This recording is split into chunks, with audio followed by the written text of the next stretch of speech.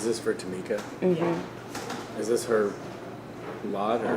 Yeah, that's her parcel. Basically what we're having to do is just search by the entire quarter and kind of work our way backwards from there. It's been kind of a challenge. It's been a strong challenge. That's kind of an understatement. Yeah. Fun. So, But we got the land patent. yeah. Leanna got the land patent. I did some detective work and found a name. It was actually a woman. Go Nancy Drew. A woman in 1850, a woman. That was awarded a land patent. Now it was like a guy coming back from war had originally been granted this land patent, but a lot of times they would sell it off to somebody else or give it to somebody else. Like a relative, like a mother, or... Yeah. Can you write down, compile Bryant property this afternoon? She got the quiche. We had a big quiche conversation this morning.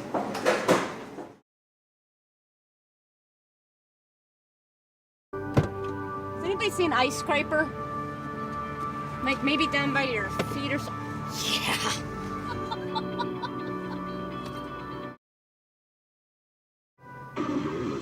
This set's completely clean. Fantastic. Look at that.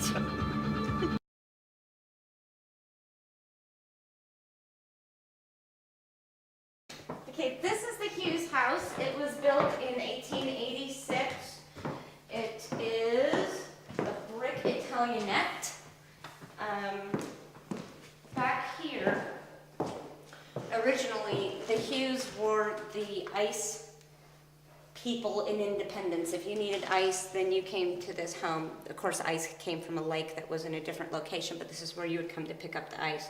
And Mrs. Hughes had sort of a setup here so she could stand here being closed. It wasn't exactly like this, but she could be inside an enclosure and take the orders back and forth for the ice. The Hughes family owned it for 110 years. It's only had 2 owners since it's been built. It was in the 1960s. The second floor here was actually turned into apartments.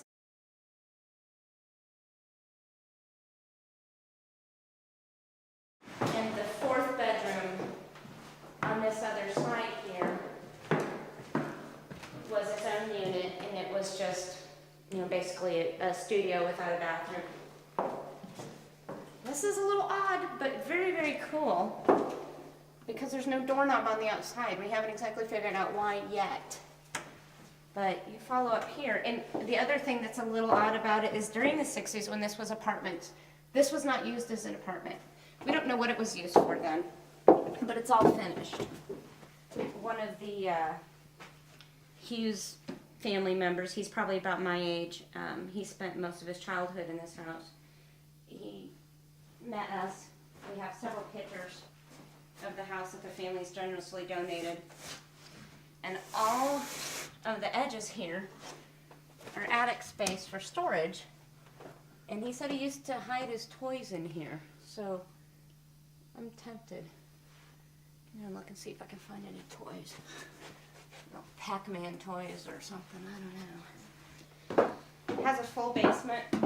There's something about the basement that separates it from most homes built in the late 1800s.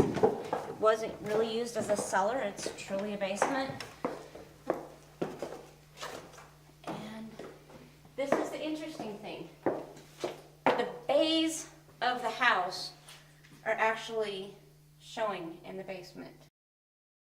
And bonus, it's a regular furnace. Furnace and air conditioning. Woohoo! Not so gorgeous day. Got spring fever? Check out one of the walking tours of historic, one of these historic walking tours like they have one in here in Independence. Hey! Put a link up. Ginger Audrey's house is on the Independence walking tour. Really? Yeah.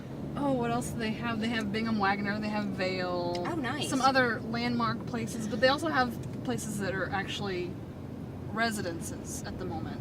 We need to go in one of those. I know. So this is the Napoleon B. Stone house. also known as the Stone Gamble home. It's a Greek revival style house built in the 1840s. I'm sorry, the 1850s. It was actually moved here to this current location here on Noland Road. Its original location was about 300 feet to the west, where it was sat on a 7-foot high stone foundation. The chandelier here is actually very original to the actual house, to the original house. It had been set up basically for gas lighting, but it's now equipped for electrical use. This is one of my favorite pieces of the house. Kitchen is an addition to the house. It was put probably in the 1940s. And this is the living room of, or we could call it the parlor of the Napoleon B. Stone house. This is actually part of the original structure, as well as this addition over here. We've got an elevator for handicap usage as well. And this will take you up to one of the 4 bedrooms of the house. And this is my favorite part of the entire house. The entryway here was redone in the 1980s when they underwent some interior decorating, and all this wallpaper is actually hand painted to give it the bright red colors. The lady of the house, Shirley Gamble, was an interior decorator, and she didn't think that it had enough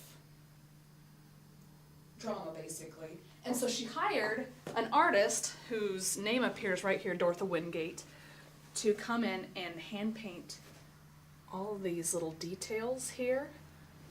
This was the master bedroom. Shirley Gamble was very dramatic. She loved to travel, and she loved all these really fantastic Asian-inspired patterns. It goes in well with the look of the house, with it being an antebellum home. And this fireplace matches the one down in the parlor as well. These are undated papers. Okay. And then those are 1868. So. Perfect, thank you. Yeah. Dixon. Oh, Ebenezer Yeah. Dixon. Yeah. Yes, I'm sorry. So It's okay. it's in here. It is in there, wow. I mean, it's his I name bet is they're in. related. These are all 1850s. You know, you can see here 1859.